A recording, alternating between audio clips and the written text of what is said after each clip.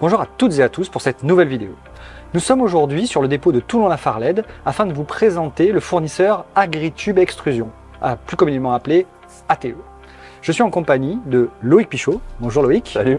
Est-ce que tu peux nous rappeler un petit peu quelle est ta fonction au sein de Cifrowona? Écoute Jimmy, moi je suis en charge du développement de l'assainissement non collectif et du relevage dans le Gard, l'Hérault et le Nord Bouches-du-Rhône, le développement de l'assainissement non collectif, du relevage, et qui dit assainissement non collectif et relevage, les canalisations qui sont associées à ces deux domaines d'application. Tout à fait, donc l'intégralité des produits que nous allons voir aujourd'hui. Exactement.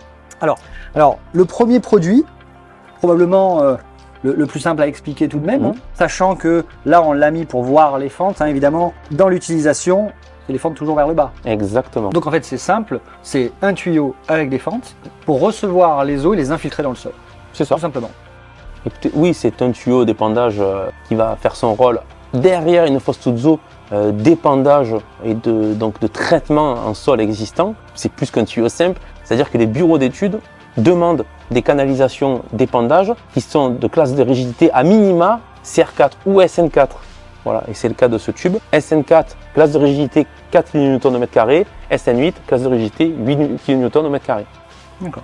Donc en fait, SN et CR, on va dire, c'est parce que CR4 c'est ce qu'on utilise en France et SN4 c'est le niveau européen qui a repris le relais. Ce qui va nous permettre de basculer sur un autre produit, d'accord. Donc à savoir le sans-colle, toujours de chez ATE évidemment. Quelle est sa particularité? Qu'est-ce qu'on peut dire sur ce tuyau? C'est le frère du Batipand, donc c'est un tuyau lui qui pour le coup est plein, c'est un tuyau d'évacuation pure. Question toute simple, c'est quoi la différence entre un tube NFE et NFME, d'accord, et justement ce tuyau sans colle? La différence elle est fondamentale, c'est le domaine d'application. Donc un tuyau NFME, qui dit ME dit non propagation de la flamme, NF norme française. Le tuyau NFME, on s'imagine à la verticale.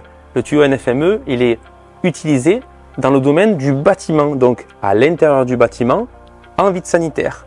NFME, non propagation de la flamme, c'est ce qui est demandé, dans les règles de l'art. Tuyau CR4 ou SN classe avec une classe de rigidité, en aucun cas il ne devra être posé en bâtiment ou en vide sanitaire parce qu'il ne répond pas à cette norme de non propagation de la flamme.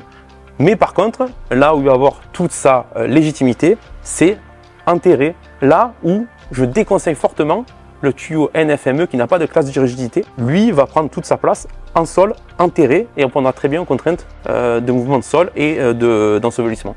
Et c'est un tuyau qui a la particularité d'être en emboîtement à joint pour la facilité de mise en œuvre et qui s'adapte très bien au mouvement du sol, qui permet une certaine dilatation. L'emboîtement à joint permet tout ça.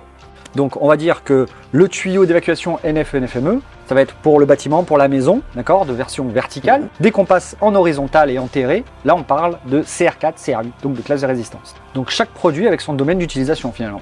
Exactement. Si on part du principe qu'on travaille avec un tube à joint pour la facilité de mise en œuvre et le bon comportement en sol, pourquoi pas pousser le projet plus loin en ayant développé une gamme de raccords à joint. On est dans la continuité du tube à joint. Mais en quel diamètre? En diamètre 100. D'accord, parce que normalement le raccord à joint en général c'est en diamètre 110. Donc en fait, on avait le diamètre 110 à la base qui était pour l'assainissement, d'accord. Et là il y a ATE qui propose une gamme de raccords en diamètre 100 à joint, qui permet une homogénéité de toute l'installation. Si dans le domaine des travaux publics on peut utiliser du tube à joint, proposer un tuyau qui lui sera à même d'être enterré dans le domaine du privé en diamètre 100, mais avec les facilités de mise en œuvre d'un raccord à joint. On va parler maintenant du Batifibre. Donc le Batifibre, est-ce que tu peux m'expliquer quel est l'intérêt, quelle est son utilisation, sachant qu'on l'a justement sous nos yeux? Écoute, Batifibre, super produit. Alors, on est sur un drain en pied d'ouvrage, donc sur une section adaptée aux domestiques. Donc c'est un drain de diamètre 90 à cunette plate, fente inclinée vers le haut bien sûr. Donc l'argument de ce produit, c'est que le complexe géosynthétique qui l'entoure permettra de le poser en tranchée avec un remblaiement immédiat.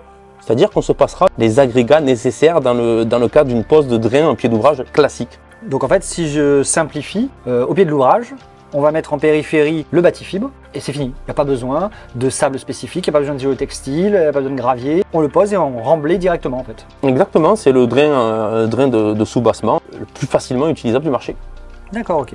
Alors, à savoir que ça nous amène donc à un produit qui m'intéresse particulièrement, savoir l'infiltratube. Est-ce que tu peux me parler un petit peu de l'infiltratube, puisque finalement, si je résume, c'est le même produit mais en diamètre 200.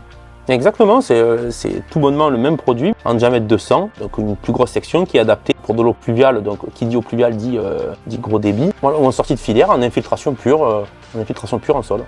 D'accord.